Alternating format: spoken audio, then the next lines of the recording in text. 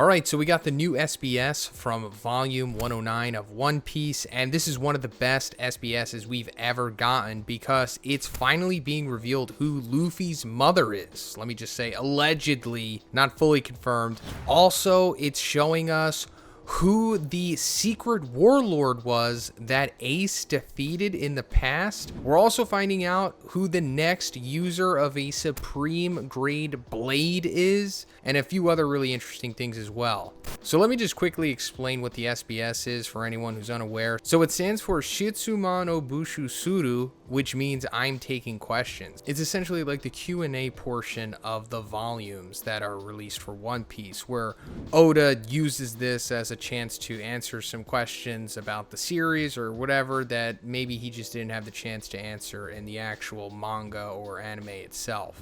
So let's start with the Luffy's mom stuff. So Oda was asked, Granny Neon said that the Empress from 2 generations ago died from falling madly in love, but the Empress from 2 generations ago was Shaku Yaku, aka Shaki. Why did Granny Neon lie about this? And Oda said, well, this is a matter of reading comprehension. It's not a lie. What she's referring to in this line, the Empress from 2 generations, also was talking about the love sickness that she also got. In fact, in the past, the empresses and warriors of this country have always died from this sickness without knowing the true reason.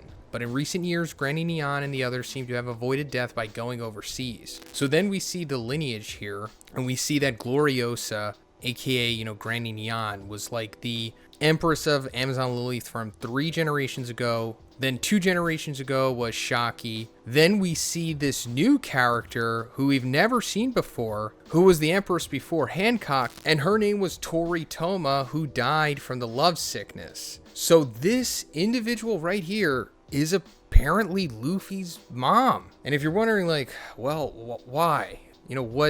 Where's the evidence? Well, there's not like full evidence yet, and obviously Oda isn't saying it here, but the popular opinion amongst the hardcore community, I suppose, is that this is definitely Luffy's mother. Like, even before we saw her, we just assumed that it was her due to the contextual clues left by Oda. So in my opinion, at least, I think the main piece of evidence is Kuma sending Luffy to Amazon Lily, after he slapped him away from Sabaody. Because it's like, why would he send him to Amazon Lily of all places? It's probably because he wants him to be with his family or the other half of his family. And speaking of that, I think that theory gets even more solidified in this very SBS, because Oda was also asked, the only places where Kuma's paw ability can fly you to are limited to only places that Kuma has personally visited. And Oda says, yes, that's right, because in the past, Kuma traveled around the world, meaning that every single place that he sent the Straw Hats to, he's been before. Because we saw in the flashback earlier on in the Egghead Island arc, when Kuma is going around looking for possible cures for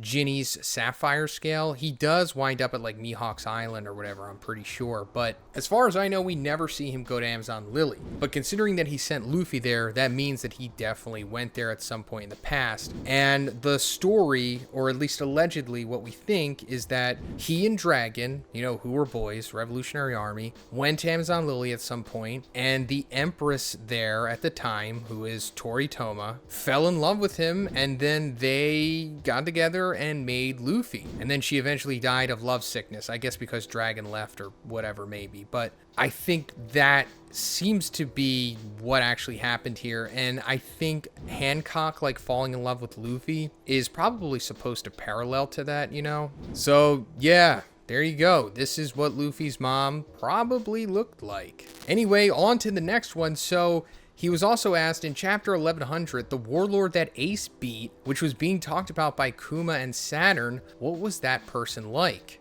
And Oda said, he looks like this. His name is Hanafuda, and his hobby is collecting ancient Zoan devil fruits. On what he's scheming behind this remains unknown up until now. His height is 514 centimeters, which is almost 17 feet. And his other name is King of Lizards. So yeah, we found out from 1100, as it says here, that there was a warlord who was a part of them before the Standard 7 that we saw, when we got into the series. And it was this guy, Hanafuda, and he was defeated by Ace. He looks pretty cool. He actually probably has one of the best character designs of all of the characters, maybe. He was probably not a good guy because, you know, all the warlords kind of were portrayed as heels in the beginning, but he's got like a scythe type thing. Actually, you know what? His weapon is like Guillaume's from Demon Slayer. It's like a bladed sickle thing, although Guillaume has like an axe, but it also has like a chain with like a mace, a spiked mace attached to the other end. This is pretty cool. I wish we could have seen this, you know, but I understand that we couldn't because time or whatever. But it's interesting that Oda points out that he's collecting ancient Zoan devil fruits, but then like it remains unknown why he was. So I guess we'll never know, or maybe he was working with somebody else. Not really sure, but I still think it's pretty cool that Oda showed us this at least. So next up, he was asked, what is the name and rank of Fujitos Sword?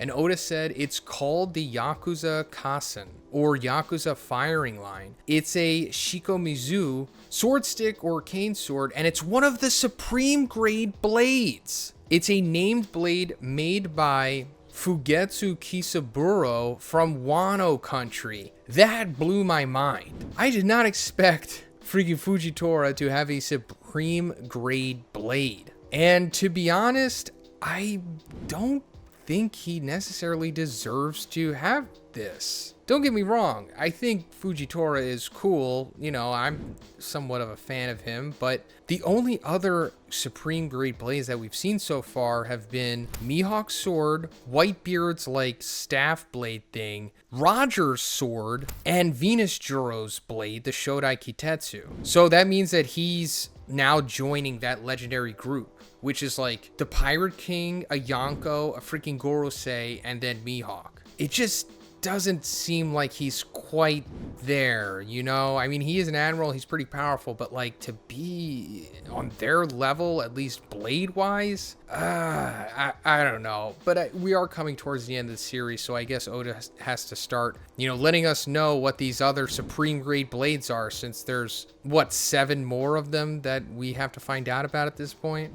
Oda was also asked about Shiki, and that now that he has finally appeared in the main story, so does this mean that the events of the movie Strong World has been officially incorporated into the timeline of the main story? And Oda said, well, you can forcefully incorporate the whole movie, but if you do that, it won't be that much connected to the main story. However, regarding Strong World, what I think it is that the Shiki that existed originally in the main story is the same person used in the movie. Yes, he's in the main story from the start. However, if it wasn't shown in the movie, Shiki was not supposed to have eaten the float fruit. I have a self-rule that I won't make a guy that can freely fly and float in the air, so I decided to steal the float fruit because this is a manga about pirates, but since it was used in the movie, I have to use it now in the original work. LOL, so it's true that it's strange, a reverse importation has occurred. So yeah, Shiki is definitely canon for sure, but he wasn't supposed to be the float fruit user, which is understandable. It is a pretty broken fruit.